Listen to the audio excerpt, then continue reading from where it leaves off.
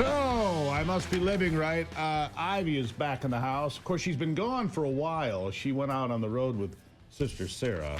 They went down to see a training with the Grant Cardone team about sales and marketing and making yourself this and that. And then they decided they just grab a U-Haul, load it up, and drive across America and come all the way home. Ivey, good morning. Good morning, Steve. Happy to be home. What an adventure. Yeah, there you go. What an adventure. Let's start with the adventure down in Florida. Tell me about what it was like to be with these folks and in training. And because it's talking about business, we're small business owners, and it's all about developing and moving forward, because if you're not moving forward, you're falling behind, right?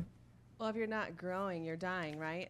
If you're ripe on a tree, what's going to happen? The fruit's going to fall, and no one's going to want to eat it. So you don't want to be that way. You don't want to be the right fruit on the tree. You always want to be growing and developing yourself.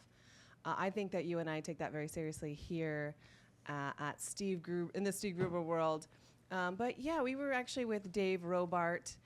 He is the head of the sales training with Grant Cardone. And he actually prefaced the training with, this is going to be the most mind-altering experience of your life. And of course, people say that, and then you think, yeah, okay, sure, it's going to be. But as we went through the training and listened to the lessons and role-played the experience, it really was. There were so many aha moments for both myself and Sister Sarah, and I just think it was incredible. Some big takeaways are... Wait. So, Steve was right. Steve was right again. You know what, Steve? Yes, you were right. Absolutely. Oh, stop it. And one of the things, actually, that now that you're saying that, one of the things that is taught is that you are always, underline capital letters, always to agree with the client, with the person that you're trying to pitch for, for whatever. If you're trying to sell them something, if they have an objection, then you need to make sure that you're agreeing and you're being positive and you always have a smile on your face. So that was one of the biggest takeaways for me. Also, what you do in anything is what you do in everything. So however you do whatever it is in your life, if you give it, half-assed pursuit, you're never going to give anything in your life 100%. Also, Dave made us agree up front that if you're going to be here, you're going to give 100%. And if you're not here and willing to give 100%, I'm going to kindly ask you to leave. And then we can schedule another time in the future. But right now, when you're here, I want 100% of your attention. And he also went on to say, how many of you do this? If you are small business owners or managers, how many of you allow your team to not give 100% and then not send them home? If you're not willing to do that for yourself, how can you expect your employees to do that? So, giving 100%, that is. And so I can go on and on. Wait, I think I'm about to get tossed out of here. Wait a second. Anthony, you feel like I'm about to get tossed? Because that's the way it feels to me. I feel like I'm about to get tossed. I think we're all getting tossed. No, not at all. It's just this completely change in mindset about giving 100% in life every day, showing up ready, showing up with a positive attitude. And when are you going to begin to allow yourself to be great? Are you going to begin now, or are you going to do it sometime in the future? Because everyone has greatness. It's only as in your mind if you're willing to give the greatness and pursue the greatness or not.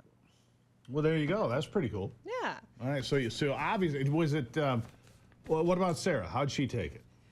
There were so many moments. I just saw her body, like even her eyes well up with tears and things that just completely hit home for her.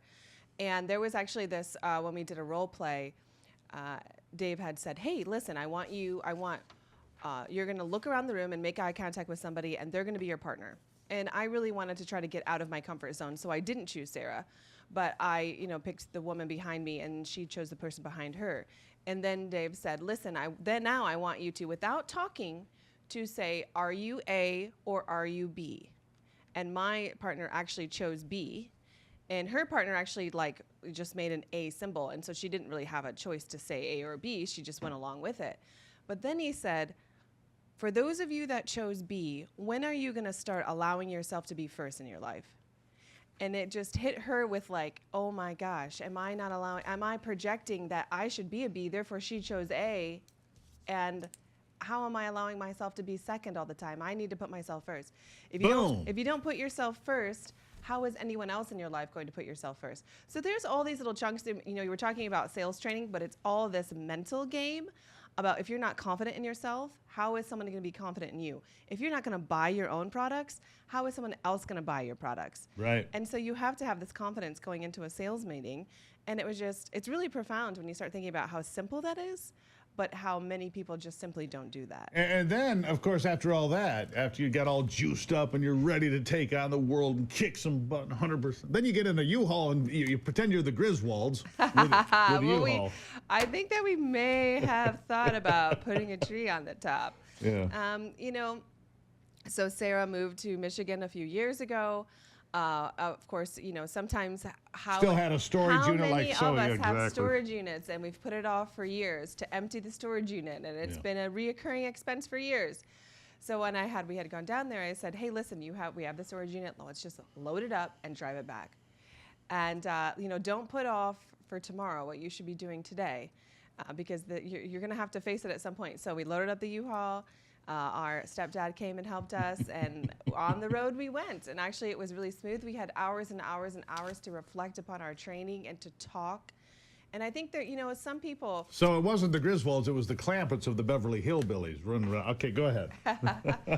No, it was a really great bonding time for my sister and I. And Good. It was a really great time for us to talk about what we learned and also what we're going to do going into the future. And there's what is it that you do when you need to have uninterrupted time?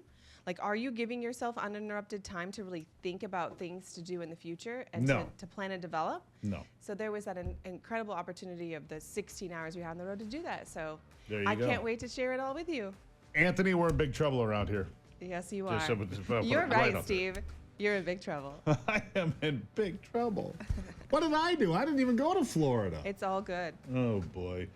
Ivy, love you. Thank you, as always. Thank you. I love you as well. Greatly appreciate it. We'll take a break and be back. It is the Steve Gruber Show, about to be retooled, apparently, after this.